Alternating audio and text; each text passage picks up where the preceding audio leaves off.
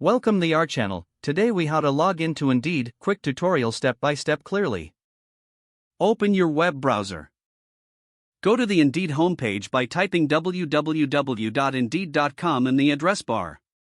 Once the page loads, look for the sign in button at the top right corner. Click on the sign in button. You will be directed to the login page. Here, enter your registered email address in the first field.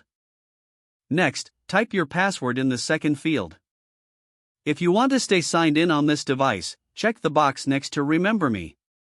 When you are ready, click the Sign In button below the password. If you have entered your credentials correctly, you will be redirected to your Indeed account dashboard. If you forgot your password, click the Forgot Password link below the password field. Follow the prompts to reset your password if necessary. Once logged in, you can browse job listings, save jobs, and manage your applications. That's how to log into Indeed.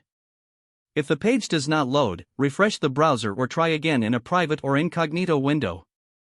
Make sure you are using the correct email address, then retype it carefully to avoid small typos. If your password is not accepted, use the reset option and create a new strong password you can remember. Check your spam folder for verification or security emails, then complete any requested confirmation steps. Enable two-factor authentication if available to improve account security and reduce unauthorized access risk. After signing in, review your profile details so your contact information and settings are accurate and current. If you see an error message, note it down and try again after restarting your device and internet connection. Log out when you finish, especially on shared devices, to keep your account and payment information secure. If the page does not load, refresh the browser or try again in a private or incognito window.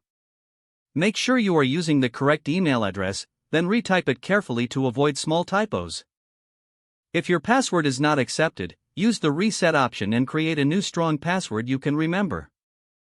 Check your spam folder for verification or security emails, then complete any requested confirmation steps.